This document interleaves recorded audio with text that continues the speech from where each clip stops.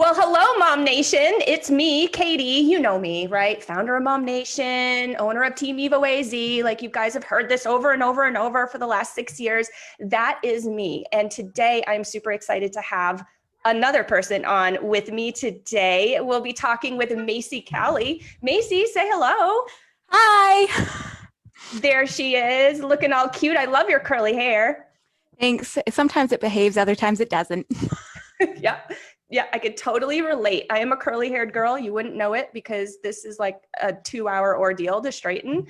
But yeah, when I go curly, you never know. It could be crazy. It could be tame. We don't know. It depends on the day. Oh, there's a reason why my hair's short right now. I love it. Well, Macey, we're not here to talk about hair. We're here to talk about tips and tricks to organize your life and to help reduce some stress for some of our mamas. So tell us just a little bit about you before we get into your tips and tricks. And like, who are you, Macey? And what do you do? Great. Well, as I've been introduced, I'm Macey. I am a mom of 2 kids in diapers, and I call my husband a kid also, but really it kind of depends on the day.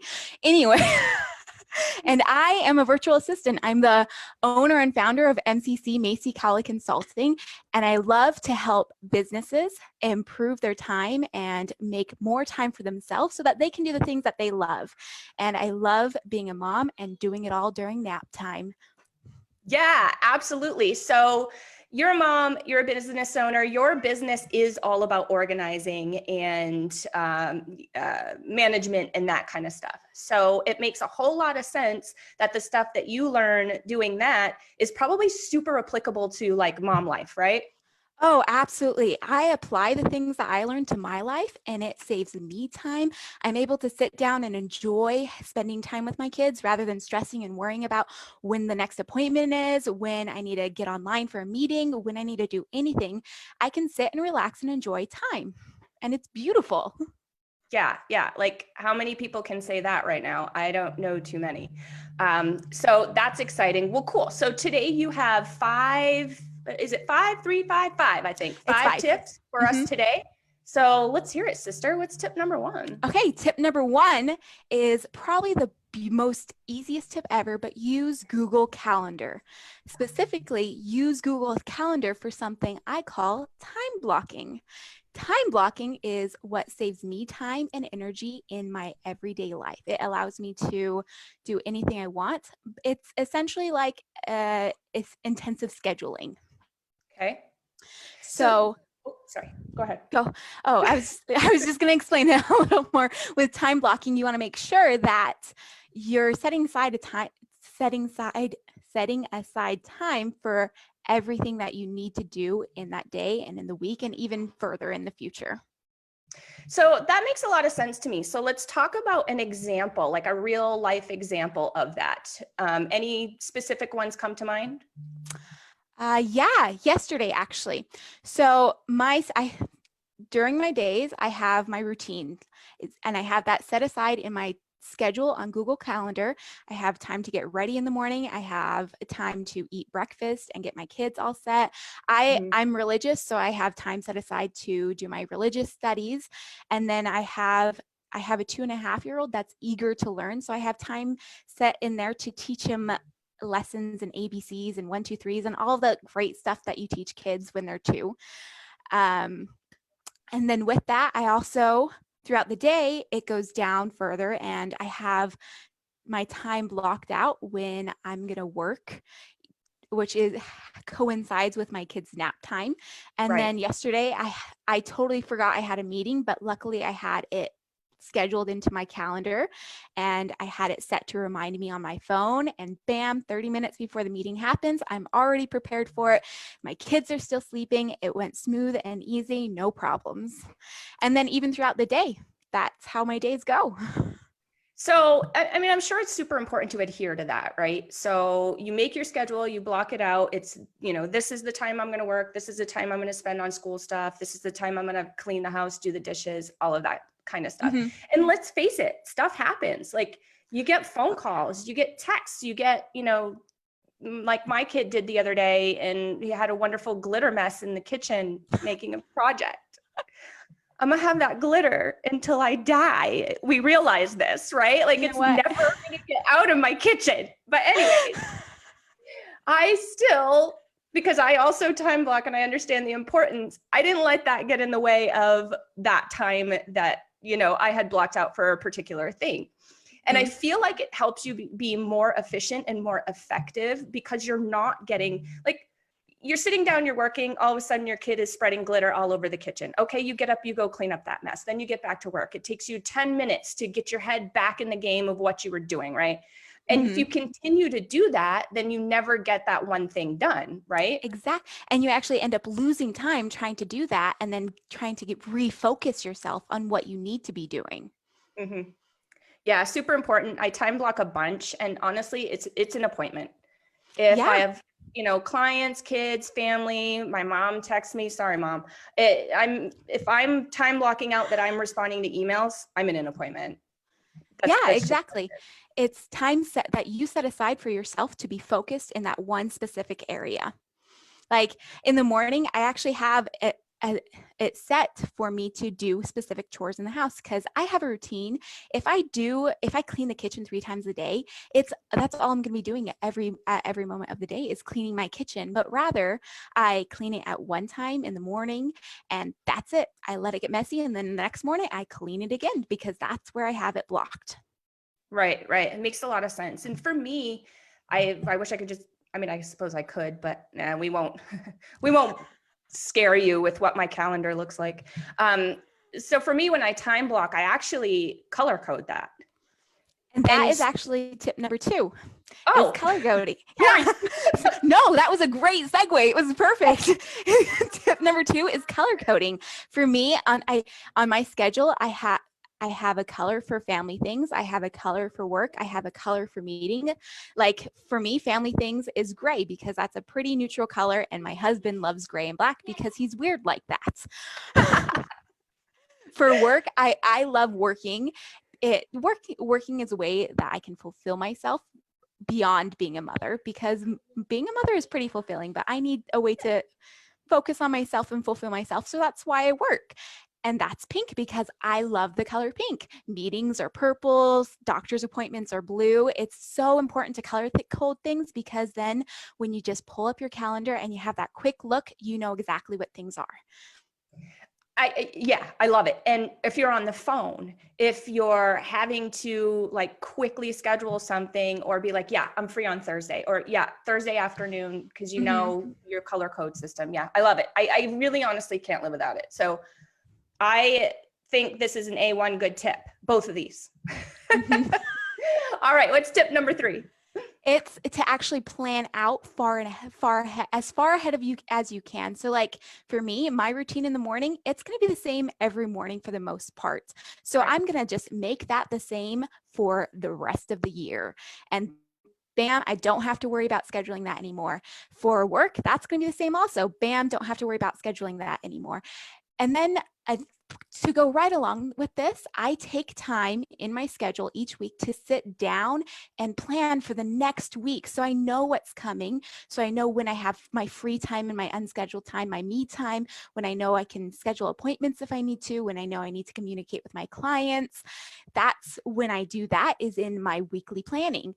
And it allows me to get a glimpse of what's going on the next week. I can figure out what else needs to carry into the next week from the week I'm in. And it is another way to save time pretty much.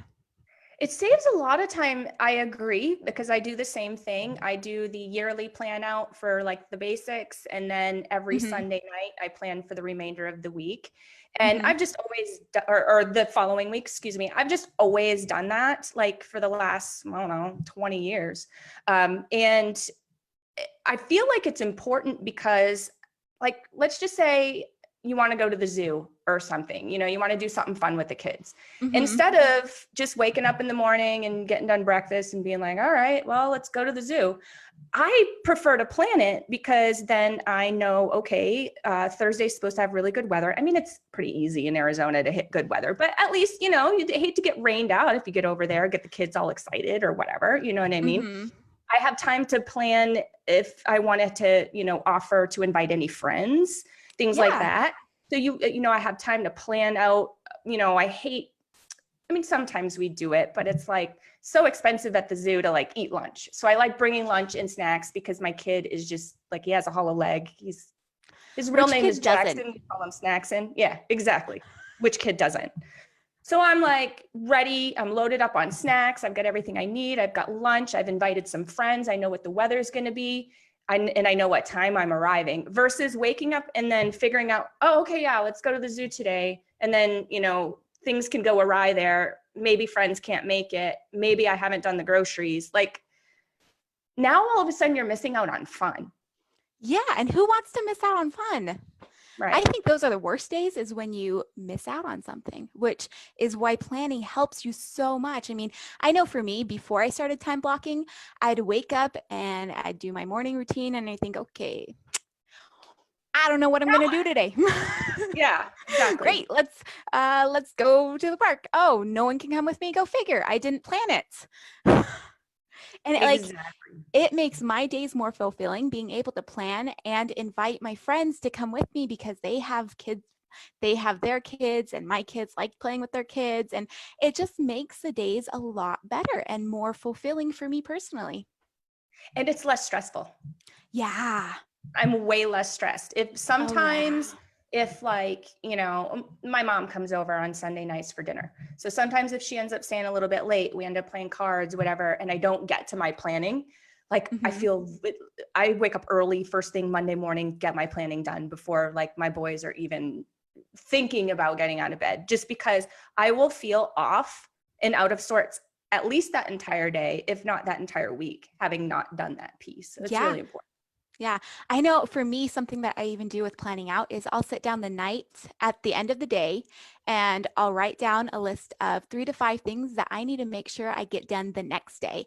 I'll write down a goal for the next day. I'll write down some thoughts that I need to make sure I take care of or write down somewhere. I take care of that at the end of each day. So I know what I need to make sure gets done so I can prioritize better. Yeah, 100%. I'm on that Mhm. page too. Okay, I'm ready for tip number 4. That is actually probably one of the hardest tips. It's to set reminders and then actually follow through on your schedule. There's no point in time blocking or doing anything like that if you don't follow through. You have to commit pretty much. Right. The C word, commitment. Yeah, you have to commit and you have to do it. There are days where I've time blocked and it's been like that and you get sick, and I get it. People get sick and things happen, and it's hard to commit to things when you're sick or when life is just throwing rainstorm on you, like a giant golf ball hails on your head the entire day and you can't get anything done, or toddler tantrums or anything like that. And it just makes you want to throw your entire schedule off. But I promise if you stick to your schedule and follow through, you will turn that bad day into a good day because you're able to still be productive and get things done that you want done. That is super huge because I don't know about you, but there's been some times in my life that just what you said has come up. Oh, I'm not really feeling that great. I'm just not going to do that. Or, oh, I'm having a mental health day. I'm just not going to do that. And honestly, when I've pushed through that and done it anyway, I have felt much better about myself than when I didn't. So I didn't push through. I didn't, accomplish what I had set out to accomplish. And now all of a sudden I feel like I'm kind of beating myself up personally about You that. feel worse. Yeah. I know for me, exactly, like that's exactly right. If I don't do what I plan to do that day because I wasn't feeling good or I just let the day get to me, I feel worse by the end of the day because I feel like I did absolutely nothing. Yeah. And the way I am raised, I'm a go, go, go kind of person. Like my my husband is the complete opposite, and I have actually had to learn to rein back my go a little bit so I don't make him obsessed with everything. We have like the same personality. I can already tell. So it like planning things and reminding myself and following through, it helps me rein it back enough so my husband can stay happy because he likes to do things at home and work on the house and all those kind of, I don't want to call him homebody because he's not a homebody, but he definitely prefers to do more things with the family than going out and about. I like to go out and about and get things done. That's just Mhm. how I am. That's how I've always been. You can talk to my mom about it. That's how she is. And I'm pretty sure that's how our toddler is right now, which scares the heck out of me. But that aside, when I follow through with things, it helps me remember who I am and it helps me stay true to myself. Yeah, 100%. I think oftentimes we get lost, especially as moms, in wanting to please everybody and needing to, dare I say another C word, control everything, right? Mm-hmm. Don't we want to do that as moms? I totally get it. Totally get it. Yeah. All right. So last but certainly not least, we've got one more tip for everybody. This one is just to remember that it's okay to improvise and to schedule unscheduled time. Ooh, Sometimes you need to take a break and you need to not have anything planned in your day so that you can look on your schedule and say, oh, look, free time. I can sit on the couch and read that book that I've been wanting to read for the last 2 weeks, but I haven't been able to because I've been so stinking busy. right. It's, Right. yeah, it's 100%. And then it's okay to improvise because you do have kids and you do have those toddler tantrums or you do have those teenager tantrums. Because let's be honest, once they start the tantruming, it doesn't stop until they get married. Right. At least that's what my And even in-laws then say. some. But you're like as set in stone as your schedule is, you remember that it needs to be fluid as moms. With motherhood comes a certain fluidity that needs to constantly happen. Like for me, I have on my Google Calendar, I have the things that are consistent and I know will not change. But this Right. morning, the tantrums that started right when my toddler woke up were incredible. So I didn't get ready when I normally got ready. I didn't finish getting ready until maybe like an hour ago. But look, I'm ready. I'm dressed. I'm actually wearing pants, not just sweatpants or gym shorts. I'm proud of myself because I still followed through with my schedule. Yeah, it was at a different time than normally it is because my kids needed me. And that is okay to help and to pencil things in and instead of making them 100% set in stone. Like I actually have a paper calendar and then my phone calendar. The paper calendar are the things that's where I put my to-do list for the day. The things that I need to get done and I'd like to get done, but it's okay if it doesn't happen. And my Google Calendar is the more set in stone. These are the things that will happen during the day at some point in the day if they don't happen when they're scheduled.